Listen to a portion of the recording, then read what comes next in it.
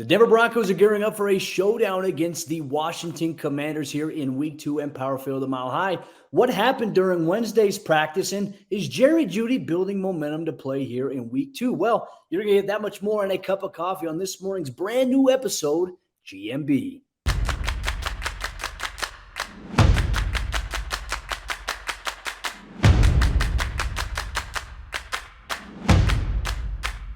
Good morning, Broncos country. Welcome into another episode of Good Morning Broncos, your daily Broncos cup of coffee, as we break down what's going on with this team. Now, yesterday, they held practice at the Centura Health Training Center. What did we learn from yesterday's practice? What does the injury report look like? You're going to get all that stuff here on today's bite-sized episode of the show, brought to you by our friends over there at Superbook Sports. And why bet with the big boys this football season? Instead, try your hand with the local book. That's Superbook Sports this fall. Superbook Sports is the book next door, just a dedicated team of the best odds makers in Las Vegas, making sure that you get the best prices and parlays anywhere. And now Superbook will give you a bonus of up to $250 when you sign up and wager on the same day and use promo code MILEHIGH. So bet with the best and use promo code MILEHIGH this football season with Superbook Sports. Visit superbook.com for terms and conditions. Gambling problem, call 1-800-GAMBLER here. All right, Broncos country, let's dive into today's episode of the show. Now, yesterday, the Centura Health Training Center, the Broncos were back in action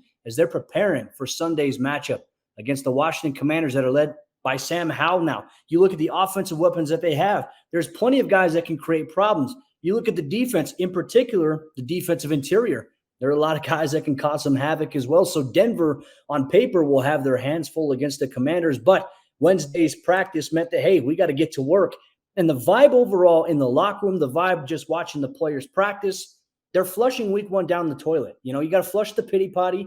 They're not feeling sorry for themselves. They would have liked to win, but they understand that there's a long season ahead. And now they're going to have to make up some ground a little bit. They might have to steal a game later on in the schedule here that maybe nobody expected them to win when you look at a paper schedule here. But the NFL is week to week, and these players, they're not looking ahead. They're not looking ahead to next week against the Dolphins. They're looking at, okay, hey, it's Wednesday. Here's what we have to do. And ideally, you want to clean up a few things, and that's what Sean Payton has emphasized for them. That's what the players, they're all bought in. They're ready to rock and roll. So once again, Las Vegas, the outcome, flushed it down the pity potty. It's no more. Their focus has been on the Washington Commanders since Tuesday here. And as we've talked about, Denver will have their work cut out for them. Now let's get to some cleanup here, some personnel moves that the Broncos did. On Wednesday, they officially placed Caden Stearns on season-ending injured reserve. Unfortunate big blow, as we've talked about here on the show. He goes on injured reserve, which automatically frees up a roster spot on the 53-man roster here for Denver. So in return, the Broncos, they elevated Lil Jordan Humphrey, wide receiver who caught a touchdown pass from Russell Wilson. They elevated him from the practice squad to the 53-man roster. And now that opens up a spot on the practice squad, which I assume that's where Michael Bandy made his return, and he's probably taken that spot there. So Denver, they're working their way through some things here. Look, now you have Cortland Sutton with his 6'4" size. You've got Lil Jordan Humphrey, who's also 6'4". So I think it's a good element to have here. And obviously, Greg Dulcich, he's not a guy that the Broncos placed on short-term injured reserve. He's day-to-day, and he was actually on the side field here for the Broncos on Wednesday's practice. So now let's dive into the Broncos injury report from yesterday and something to monitor as we go throughout the week here, leading up into Sunday's kickoff against the Commanders here. There was only one player who did not participate, and that was Greg Dulcich with the hamstring. Broncos head coach Sean Payton told us after practice that Dulcich has mentioned that he's felt good. Now he's going to go through the treatment plan with Bo Lowry, the vice president of player health and performance here for the Broncos. They're going to put a rehab plan together, and we'll see where things are at with him in the next week, 2 weeks from now. But he is expected to miss a few weeks of action because hamstrings are very, very tricky. Now, the rest of the players that are listed here on the injury report, they were all limited participants, which if you're trying to figure out what does it mean limited, it means that they participated in their position-specific drills and didn't participate in team drills. So what we mean by that, wide receiver Jerry Jeudy making great progress, moving really well. Hamstring injuries, we all know, suffered in joint training camp practices against the Los Angeles Rams. He was limited in Wednesday's practice, but I want to make note of this too because I watched him last week. We saw him doing team stretch. We saw him doing some light movement.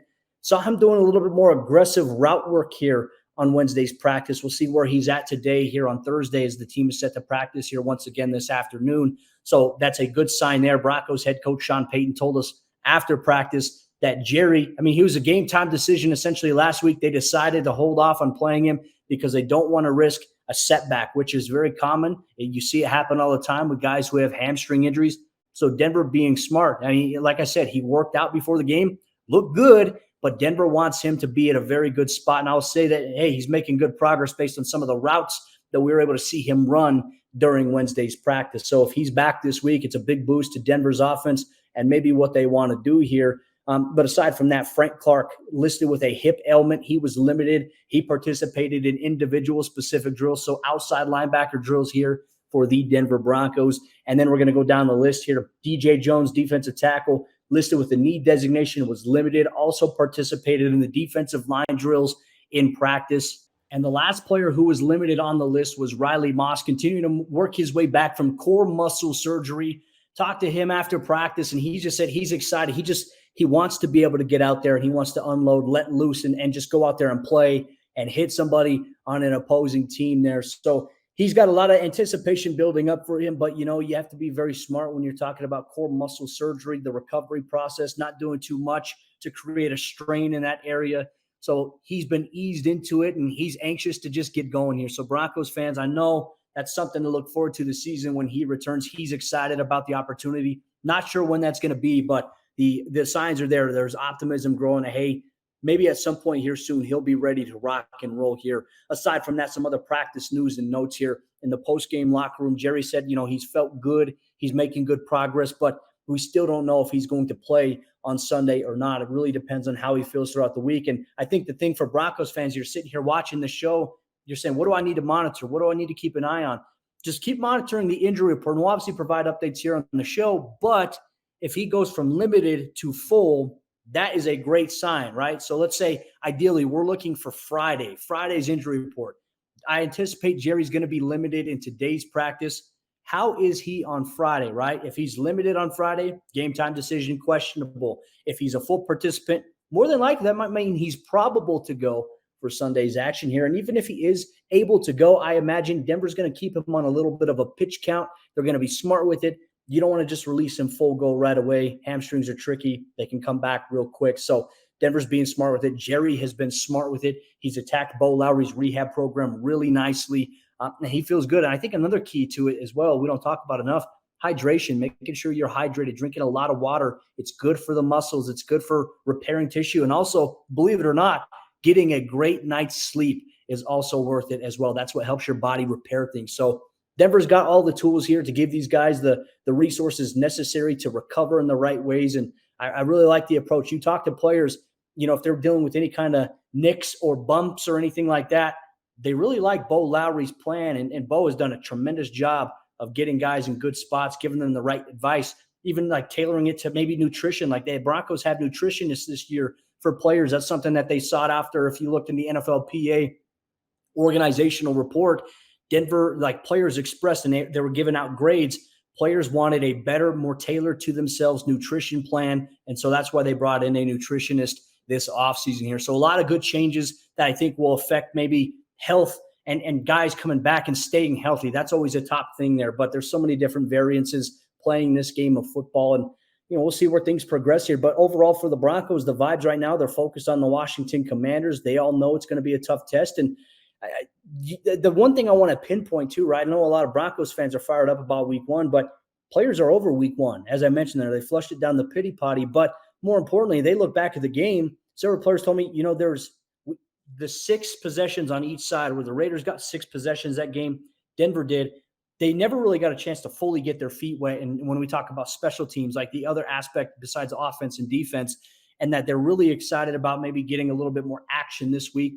We all anticipate there's going to be more than 6 offensive series, defensive series here for Denver's units in that respected area. But we'll see how things go. We'll see how things transition out here as the buildup continues for Commanders Week here. But Broncos country, we appreciate you so much for rocking with us on this morning's episode of Good Morning Broncos, brought to you by our friends over there at Superbook Sports. Make sure you join me tomorrow as I'm joined in studio by Anilo Piros. We're going to talk about keys to victory, players to watch.